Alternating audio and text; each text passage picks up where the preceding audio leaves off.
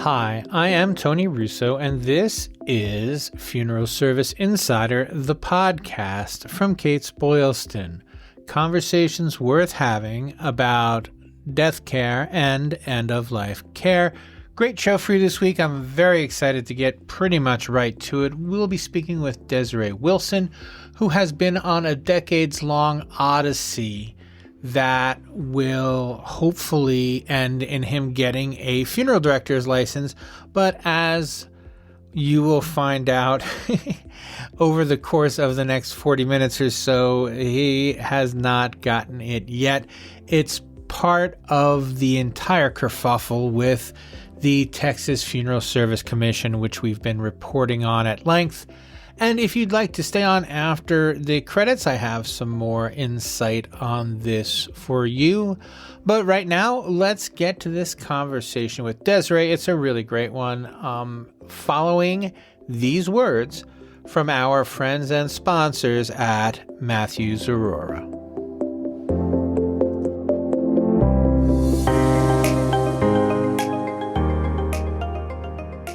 For more than 20 years, Matthews Aurora Funeral Solutions has been providing innovative technology to support funeral professionals and their families. Their Arranger presentation system makes showcasing service and merchandise options simple. Family Connections technology enables families to participate in arrangement planning from the comfort of home. And the Advisor system combines case management and interactive planning, all in one place. Simplify the arrangement process with technology designed for you. Visit MatthewsAurora.com for a free demo or call 1-800-457-111 today. That's MatthewsAurora.com or 1-800-457-1111. Call today. So it is a pleasure to meet you over the phone. I've been following your odyssey for the last 3 years, I think. Has it been 3 years since? Almost 3 years. That's insane. But everybody else doesn't know you. So you are Desaray Wilson, and please just tell me your story. So you went to the Army, and your hope was to be an MP, but they talked you out of it. Yeah, so I joined about in 2003. I was excited. I wanted to be a military police officer, or they call it MP. And so I got to the reception hall. That's when they pretty much go over all your paperwork and everything. And they saw my experience in the funeral industry, and they asked me then, you don't want to be a mortuary affairs specialist? And I was like, nah, I really want to be an MP. And they was like, well, mortuary affairs, they're offering a $50,000 bonus because it's a critical job. And so you got to think about it. At the time, I was a kid. I was 17, 18. $50,000. I said, so you said initial right here and sign me there. And so they actually reclassed me right there at the reception hall. And that's where it took off at. And one of the best decisions I've ever made, especially having the opportunity to serve our servicemen and women. So, and that's where it started. And now, before we continue with your military career, tell me about your funeral service experience. As a kid, I was 6 years old. I can remember vividly going to my great aunt's funeral at 6. I remember my mom actually allowed me to take off school. Don't hold that against her because she's a pretty great person. But she allowed me to take off school and go to the funeral because I was so adamant about it. That day, I told my mother, I said, Mom, that's what I want to do.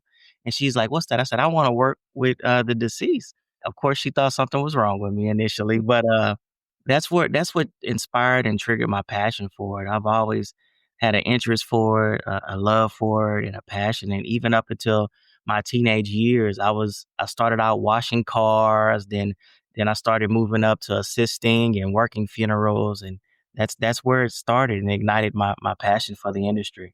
And so, what was your experience like when you got into the Army? What was that? So only a select few are allowed to go to Dover Air Force Base because you're pretty much operating on the Army's behalf as the liaison. And I was one of those ones that got the opportunity to go. And when I say having the civilian experience and then having the military experience, it's like a whole different, broader range and horizon. You see everything. I mean, these are servicemen and women coming off the battlefield. The way it goes is when you leave theater, Iraq, Afghanistan at that time, you go to Germany, which is Ramstein. And then from Ramstein, your first place in country is Dover Air Force Base. I mean, you talk about at the time, a $34 million state of the art facility that was designed to process 100 remains in one day, meaning they can pretty much autopsy, do the preparations of the body, dress them in a brand new uniform, and have them shipped out in 24 hours. 100 remains. So again, I mean that took my appreciation, my experience to me, and just my overall knowledge of the funeral industry to a whole another level. Now, what year are we in? We're in 2004. 2004. So this is, yeah, for real the whole time. Yes, sir. We was in the height of the Iraq and Afghanistan campaigns. While the time I was there, it was you talking about over 3,000 servicemen and women that came across, my desk, and having the opportunity to serve them at the highest level. And what we do for our servicemen and women, or what we did at our service men and women for our servicemen and women at Dover, everything is pristine. That's how I run my business here, funeral home that I own. I mean, the margin for error is zero. You have no room for do-overs.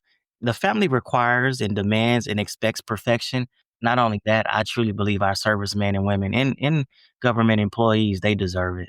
They deserve it because especially paying the ultimate sacrifice. And just kind of a ballpark figure here, how often were people able to have open caskets? Because I know it's usually a long time, so that's why I'm trying to get like a time sense battlefield to home. So if we got 10 remains in, I would say at that time, because you remember that's at the height of IEDs. Right. We didn't have a clue what IEDs were, and they were taking out whole convoys. So if we got 10, let's just say 20 remains in, I would say maybe 5 or 6 of them were actually viewable.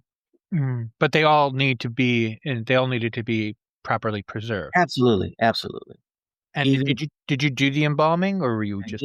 I assisted under the individuals that were there, because you had civilian embalmers there as well. I had the opportunity to assist in every facet, whether it was assisting with the autopsy, assisting with the embalming. Pretty much, they call in the funeral industry, we call it dressing and casketing, and what that is basically dressing the remains, socks, underwear, t-shirt, full uniform, brand new military awards, everything, cosmetizing, and then of course shipping them home to their home of record. And that's where the liaison part comes in, because you're coordinating the transportation, you're dealing with the family as far as insurances and everything. So start to finish, the operation start to finish. And so you said 17 years? No, 10 years. 10 years. 10 years. And Yes, so sir. what did you do when you got out? Prior to getting out, because we call it, once you ETS out the military, but you go on what's called like terminal leave, however much leave you've accumulated, you're allowed to use that kind of while you're transitioning back into the civilian lifestyle. So I started early petitioning the Texas Funeral Service Commission to try to get them to utilize my military education in lieu of formal education, because they didn't even know that they had a statute or a rule that pretty much allowed this to happen. I think no one ever exercised it or asked them to, hey, I want to utilize this rule.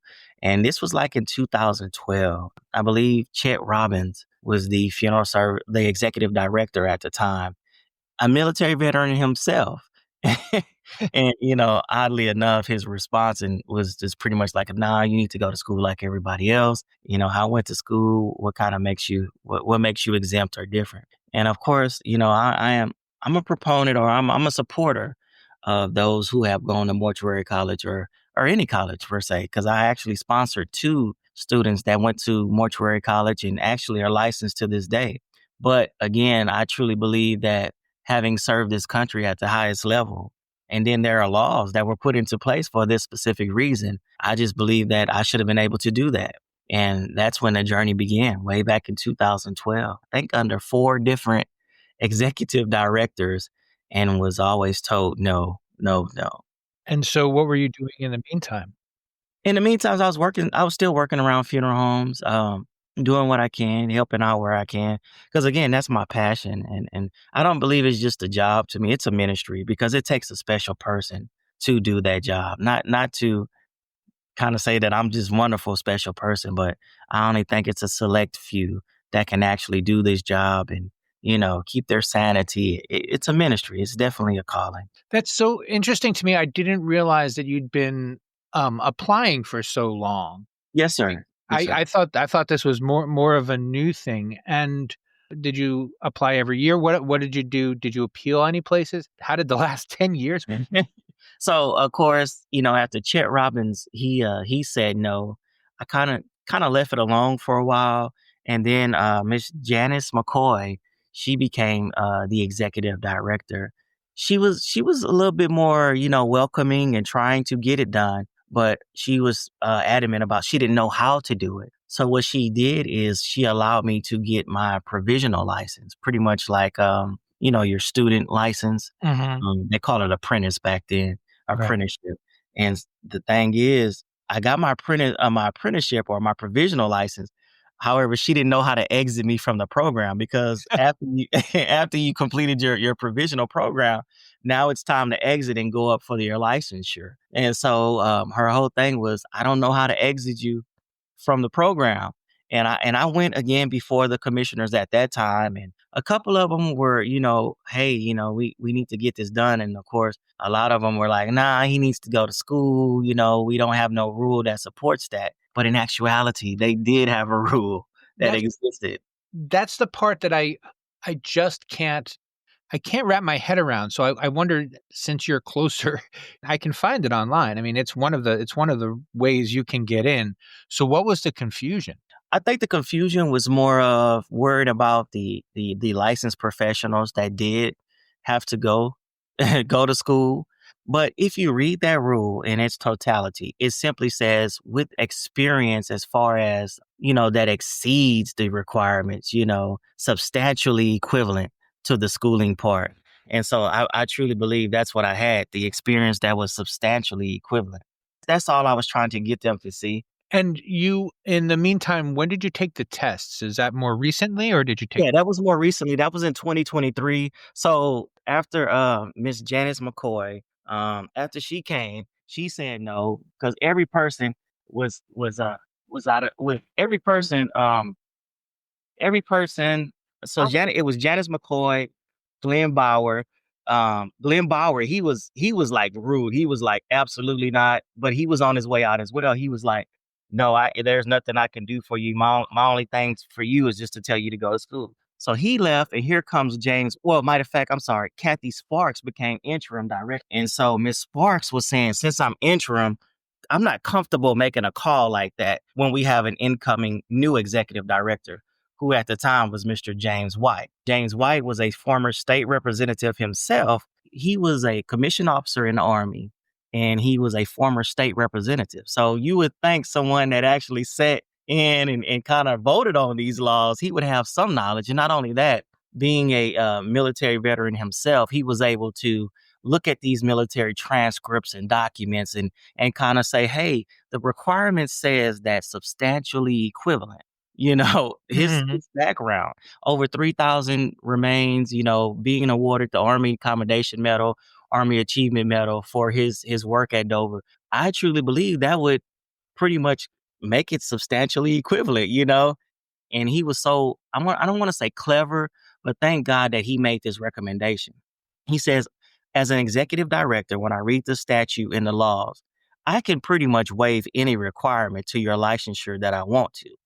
But to make it to where they can't take it from you, I will recommend that you go take the national board exam. Now, think about this. At that time, and I'll explain that about when I went to court. At that time, the pass rate for first time test takers is 69%. So you talking about a guy that hasn't been to mortuary college that's going to sit before the national board with the first time test taker percentage rate at 69%. That's a huge roadblock. And so long story short, I end up doing it, and I passed. I think I scored high enough to where the test proctor was like, Like, hey, you know how you did? I said, no, ma'am. She said, you did excellent, which was great. But I literally studied. I studied because I knew I wanted it. But can you imagine how much pressure I had going to take that test? Yeah. I didn't pass. They was going to say, that's why we told you. That's exactly what I was thinking. Yeah. Right, right. So I did that. And then, of course, that's when Mr. White says, well, I have to honor my word and give you your license. I mean, only to 3 months later to have the license. And then 3 months later, to receive a call saying, hey, I'm going to have to ask you to relinquish the license. That was gut wrenching and heartbreaking. Not only that, I had just opened up a new funeral home. So, you know, So, just real quick, tell me about your Army Achievement Medal. When was that issued, and what were the circumstances surrounding it?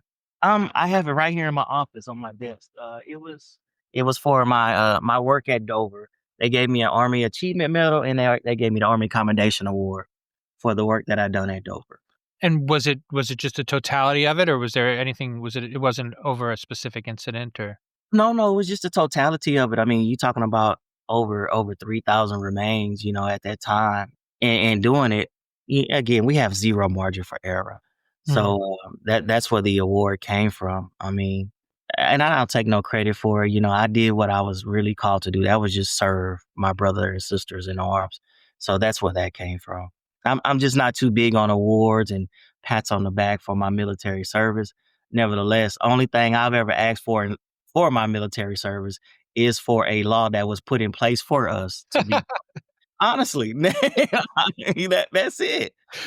But what about a plaque? How about that instead? It's cool. You could give me a plaque and everything, but just we exercise these rights that we have, that veterans fight for, to make sure that we can exercise them and keep them and uphold them.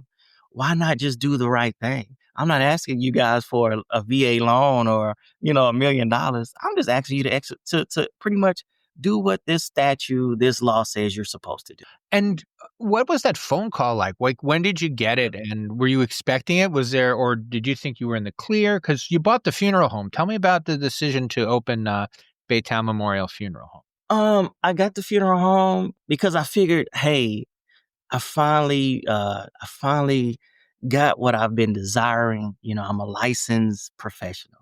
So why not be able to serve the community in the community that I grew up in, Baytown, Texas? And it was just an awesome opportunity that I couldn't pass up on, because it's never a job to me. I come in here and I just enjoy what I do. In order to remain legal, you have to have a licensed funeral director in your establishment. So when I did get that phone call, it was heartbreaking because, it was more like, how could you not give something to me? How did I earn something only for it to be taken away? Can you imagine the embarrassment and my colleagues and the families I've served, my competitors using that as a competitive advantage? And now I'm being forced to have to hire someone to do what I'm more than capable of doing in order to remain legal. And not only that, as a small business, that creates another expense, having to hire a licensed professional in order to remain in compliance. So it was heartbreaking. A little shaky on this. That Texas has dual licensure? They do. They have funeral director and embalmer.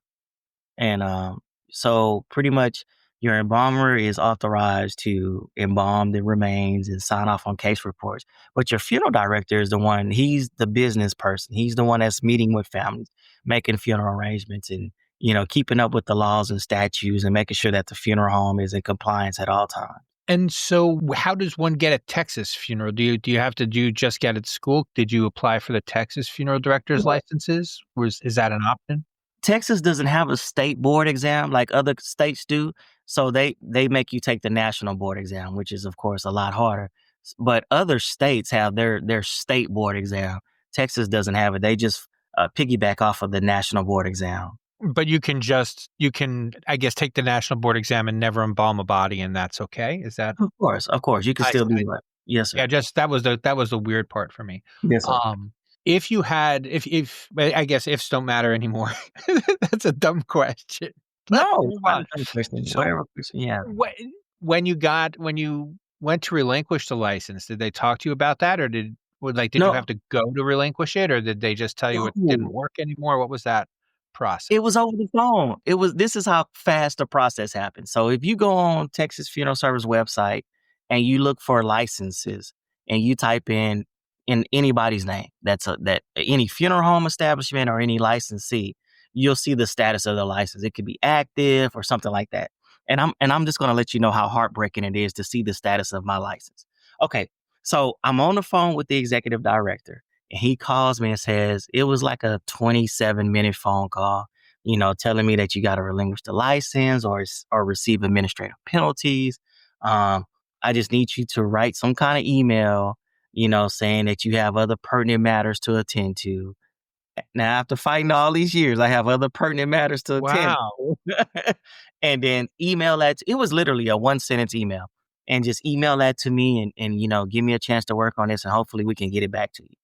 It seems like as soon as I hit enter on my keyboard, my license said null and void. So let me tell you about null and void on your license. Wow. Yeah. Funeral directors that's passed away, that is deceased, your license goes into a null and void status. So that's what Desaray Wilson license dead to us. Null and void. That's amazing. You have to think about it. I've never did anything unethical or immoral. So if you do something unethical and immoral, you can have your license suspended, or it might say something like cease and desist. My license says null and void, the equivalent of a person who held a license and is now deceased. And it doesn't even say like no license. Like if you type my name in there, it's going to say no record, right? So it rather than even saying no record, it said he had a record and now he doesn't anymore. It says null and void, as if he was brutal. deceased. Yes, sir. Absolutely brutal. Join Kates-Boylston at the Sheraton Fort Worth Downtown Hotel in Fort Worth, Texas on December 5th for its upcoming one-day event, Advances in Funeral Innovations. Michael Anderson, president of At Need Marketing, will present the best marketing tactic everyone knows and no one uses. Will Bischoff, Senior VP Strategic Markets for Homesteaders Life Company, will present the Funeral Finance Roadmap, Strategies to Fund What's Next. Tyler Anderson, Senior Vice President Business Development, Precoa, will present What's Next for Pre-Need. These new breakthroughs are leading the way. Nathan Hurst and Tom Cole, National Sales Manager and Vice President of Sales for Federal Eagle, will present Benefits from Funeral Car Innovation. Barclay Cadet, Director of Talent Acquisition Carriage Services, will present the evolution of talent acquisition. Click the link below for more information and to register, and we will see you in Fort Worth. And so what were your next steps? Because you were under the impression that this was an administrative thing, that they were going to clear and return your license for a little while, right? This part might be a little heartbreaking to you, so hold on to your seat. So of course, they said that they were going to have these agenda meetings to kind of go back and look over the statute to see where Mr. White kind of dropped the ball, or he misinterpreted the law. Now, this is a former state representative that supposedly misinterpreted the law. Texas Funeral Service Commission has meetings every quarter. They'll have an agenda meeting. And for almost 3 years straight, I've gone to every meeting. But I would call to get my name on the agenda to see if they're going to at least talk about reinstating my license or what they're going to do. I would get told that I was going to be on the agenda. I would get dressed from Baytown or Houston, where I live. Houston to Austin is 2.5, almost 3 hours. Gee. The meetings start at 9:00 sharply. So I literally get up at 4:30 in the morning, 5:00. I get dressed in a gas station in Austin, Texas. And then I go to the agenda meeting, only to not even be on the agenda, like sitting there like, why are you here? They never really address my concerns or situation. And I did this. I'm still doing it now, shutting down my business, getting dressed in a gas station to go sit before these commissioners who don't even put my name on the agenda. I'm just basically wasting my time. But I wanted to show them that every time you hold a meeting, every time you open those doors, whether Desaray Wilson's name is on the agenda or not, you're going to always see my face. They can never say I came up there, I was rude, belligerent. outraged when I think I had every right to be, but I didn't. Yeah. That's just not my character. I was just taking it all in, and I wanted to know, what did I do that was so bad that would cause you all to treat me in such a way? People have asked before, what type of person is he? How is he? And every commissioner has to say, he comes up here, he's very polite, and I believe someone asked one time, can I go speak to him? Sure, he's a very nice guy. But why are you treating him so poorly? Because he refuses to go to mortuary college? Come on now. Come on. And so when did it escalate, I guess? When did you realize that you weren't getting So they get a new commissioner, they get a new executive director in, and I petition him again to, hey, because they came out with supposedly a military application now that was specifically designed, never before done, but specifically designed for Mr. Desaray Wilson. So I submitted this military application, and of course, they sat on it for a year and a half, and then finally, Scott Bingaman, who was the executive director at the time, he said no. He said, "I'm not going to approve it. My recommendation to you is to go to school." Here's the irony of Scott Bingaman saying no. Number one, I finally got a no, which allowed me to go to State Office of Administrative Hearings. Ah.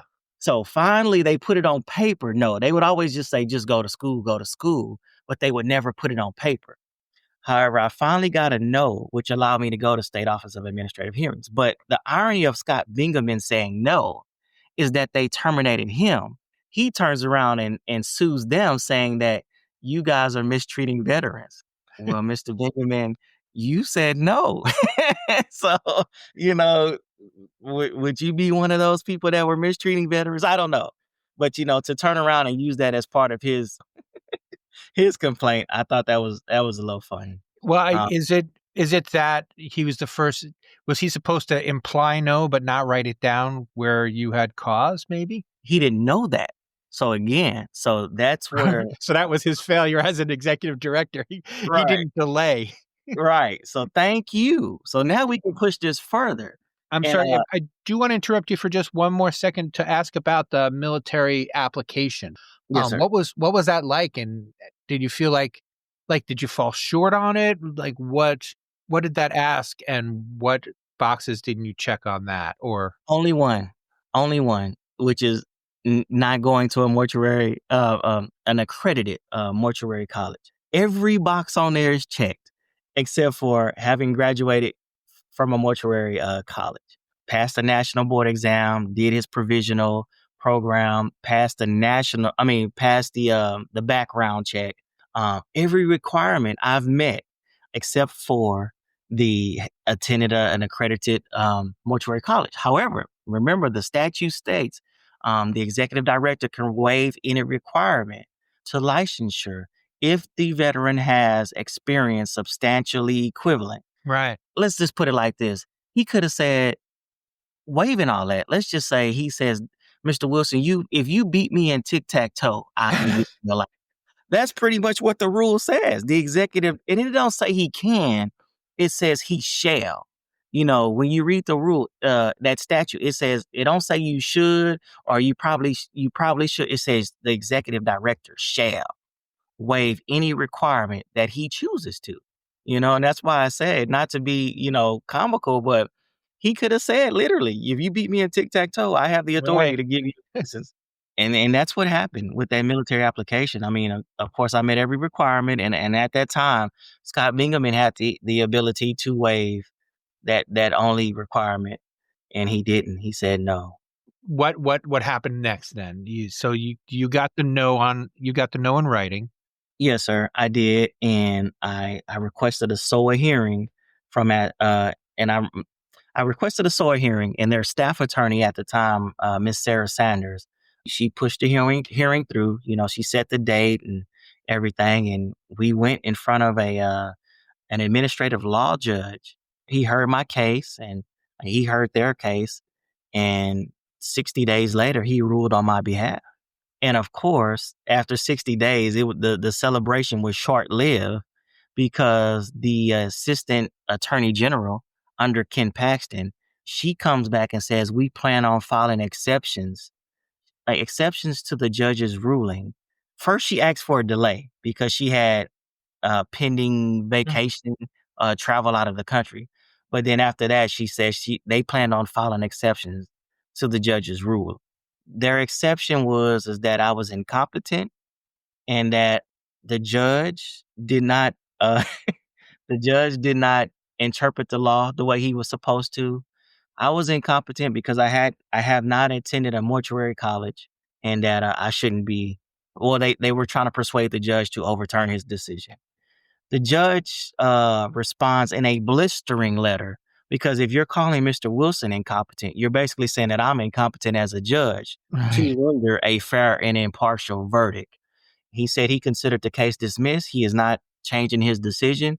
And at this point, I have yet to receive a response from the Funeral Service Commission as to what do they plan on doing in regards to reinstating my license. That's amazing. So the last story that I saw was, I guess, the exceptions that they sent when they said that he had misinterpreted the rules. Right. And they called me incompetent because I hadn't attended a mortuary college. And that was earlier. That was in September of 2025. No, that's actually at the beginning of October, All because right, but that's the most recent thing that's happened. Then yes, sir. I just want to make sure I'm all caught up. Yeah. They filed their exceptions. And that was the most hurtful thing, that they called me incompetent.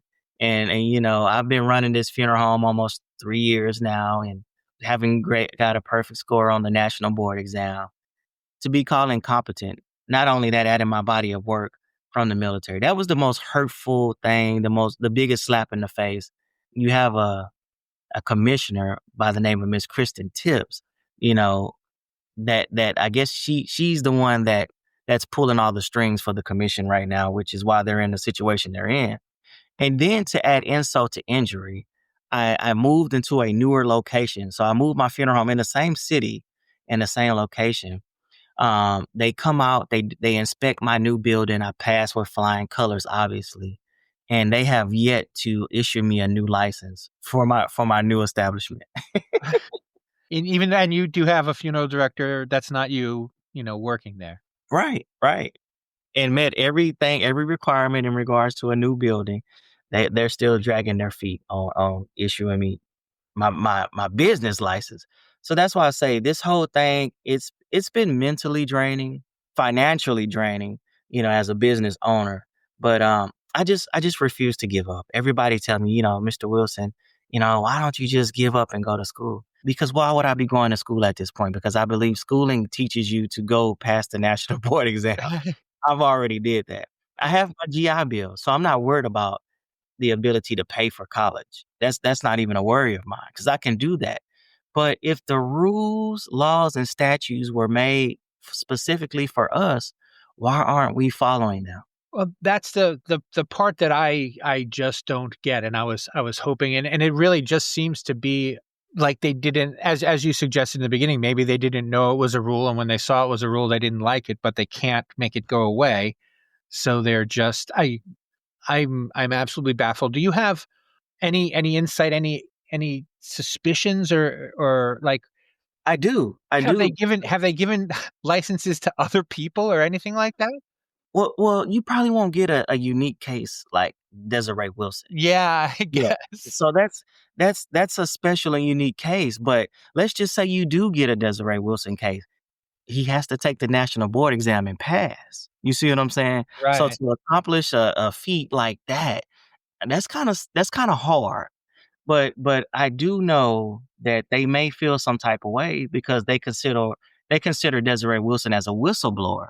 Because what I didn't tell you is that I was approached by a police officer or a former FBI agent asking me to look over some documents. And he says, "Do you recognize these documents?" And I said, "Absolutely. Those are my military documents." He says, "Look again." My name had been taken off all my military documents, everything that I've ever submitted to the Texas Funeral Service Commission. My name was taken off the documents. Someone else's name was put there. That someone else was a friend of an employee of the Texas Funeral Service Commission who has since been terminated, who gave my military information or my documents to this individual and trying to get their friend licensed the way I was getting licensed. Wow. So And that's is this part of the public record, or is this it is. something? It's public record. It's public record. As a matter of fact, if you go into my files, into my SOA files, I uploaded I think 175 pages, and of course there's sworn notarized statements from me saying that this happened. Are you able to tell me who that other person was, or is that something that it's not? Well, it's open records. You can submit open records. You can do that. Just for the sake of not compromising what I have going on. But Yeah, it's open records, and that former employee of the Texas Funeral Service Commission. You can find her out as well. But yeah, that happened to me. So dealing with all that, someone took, and this is the sad part. I was never notified by the commission that there was a compromise of my records, and they knew it. And not only that, every licensee should have been notified that there was a breach of confidential information.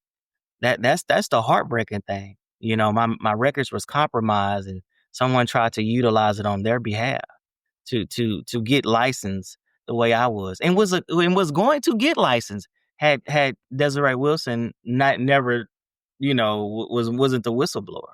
So if you had gone away like you were told the first time, that person would be operating with your military record. Will be operating with my military records. Would be licensed. Jeez. Would be licensed. And Right. so what's next for you? Where are you going next? What are your current plans, if you can share them? I hope that they would, number one, stop sitting on my establishment license. I've been calling every day, trying to check the status of my license. Their interim director, Miss Maria Haynes, who was a veteran, she hasn't returned any of my phone calls. When I finally You haven't did returned any of mine either. Don't worry. Don't take it personal. when I finally did get through to their licensing specialist, because when they hear the name Desaray Wilson, that changed everything. Right. So I told them, hey, this is Baytown Memorial Funeral Home. We recently relocated our establishment. We're just trying to check on the status of our license. And so she was like, the owner needs to do a background check. And I said, I'm the owner. Oh, who are you? I said, I'm Desaray Wilson. Oh, let me transfer you to Maria Haynes. And I asked her, I said, ma'am, there's no reason for me to have an updated background check. My background is good. I own the other location. So it was simple. You're right. Well, I need to transfer you to Maria Haynes. And that's where we sit. So number one is just getting my license establishment, my establishment license. And hopefully, maybe they'll put me on the agenda to see if they're going to uphold the judge's decision. Because even though he renders a favorable verdict, it's up to the commission to, I guess, do the right thing, which I hope they will. I guess that's your story for now. Hopefully it'll have a happy ending. Is there something that I should have asked you and didn't, or something you thought you'd get the chance to say and I didn't ask it? Is there anything people need to know? Just to clear the record, James White, regardless of how he was treated by the commission or even in the court of public opinion, what they think about him for pulling the license, I really wish that no one would hold that against him. When your back is against the wall, when your heart was in the right place, you got to do what you have to do. And so I don't hold that against him because he literally took a chance on me. And I believe that I honored that by passing the national board exam and doing everything I tried to do. But it backfired on me because I caught myself looking out for him, but it cost me my license and he kept his job. And secondly, Mr. Scott Bingaman, although he kind of, he told me no, then he turned around and sues the commission for the exact same thing that he did to me. I hope that they wouldn't hold that against him as well, because he didn't, in my opinion, he didn't have the full background story. And Right. and secondly, their staff attorney at the time, Miss Sarah Sanders, I just wish one day I can get to her and shake her hand, because I now know that they have terminated her because she doesn't even know the impact she had concerning this case, because she was the one that finally said no and got me the SOA hearing in front of the judge. So I'm forever grateful for her. But my fight is not going to stop. Every time they open their doors for an agenda meeting, they're going to see me. I can't quit. And I'm not doing it for me. I'm good. I just pray they give me my license. I'm doing it for those veterans that might be trying to get their license in other occupations that don't know that we have laws and statutes that were written for us to honor our military education in lieu of formal education. So if Desaray Wilson has to be the guinea pig and the one that takes the round in order to make it easier for everybody else coming behind me, then I feel like I've done my job. Well, excellent. Well, thank you so much for your time and for sharing your story. You're very welcome.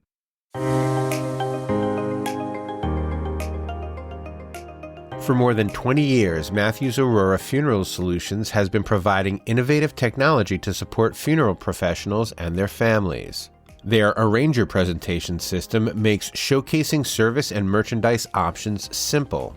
Family Connections technology enables families to participate in arrangement planning from the comfort of home. And the Advisor system combines case management and interactive planning, all in one place. Simplify the arrangement process with technology designed for you. Visit MatthewsAurora.com for a free demo or call 1-800-457-111 today. That's MatthewsAurora.com or 1-800-457-1111. Call today. On the heels of some of what Desaray just said in the closing, it bears mentioning that there are people whose day job is working at the Texas Funeral Service Commission, and I'm sure they're doing everything they can to keep their heads above water as, chaos ensues. It is October 24th as I'm recording this, and we're in the midst of a government shutdown, so a lot of the people I called at, let's say, national cemeteries, they're just doing their best with what they can while they're waiting for the people at the top to break down and just do what's required of them. And I think a lot of that same thing is going on in Texas. So best of luck to Desaray, and we will keep you up to date on his story. There's more going on in Texas that we'll be reporting on as we continue. Funeral Service Insider, the podcast, is a Kates-Boylston production. It was written and edited by me, Tony Russo. Please follow and subscribe and reach out as I ask you to each week. My email address is in the show notes. And if you are on your way to the NFDA convention, I hope you have a wonderful time. And we will check in on you next time.